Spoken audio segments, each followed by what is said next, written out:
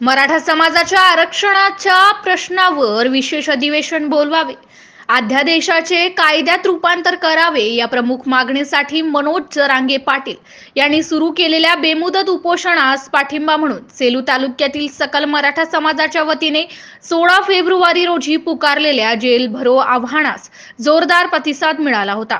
शहरासह तालुक्यासह पंचक्रोशीतील मराठा समाज बांधव आणि भगिनी मोठ्या प्रमाणात या आंदोलनामध्ये सहभागी झाल्या होत्या। सेलू शहरात या जेल भरो आंदोलनाच्या पार्श्वभूमीवर सकल मराठा समाजाने पुन्हा एकदा रास्ता रोको व चक्का जाम या आंदोलन करून प्रशासनाकडे आपल्या मागण्यांसंदर्भात निवेदन सादर केले आहे। जेल भरो आंदोलनानंतर 17 फेब्रुवारी रोजी सकाळपासूनच देवगाव फाटा, मोरेगाव पाथरी रोडवर कुंडी रेल्वे गेट येथे तर परभणी रोडवर मराठा समाजाच्या वतीने रास्ता रोको आंदोलन करण्यात आले।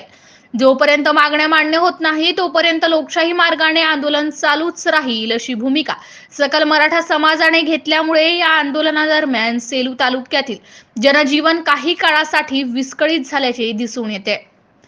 MCN न्यूज मराठी करिता माबूद खान, परभणी।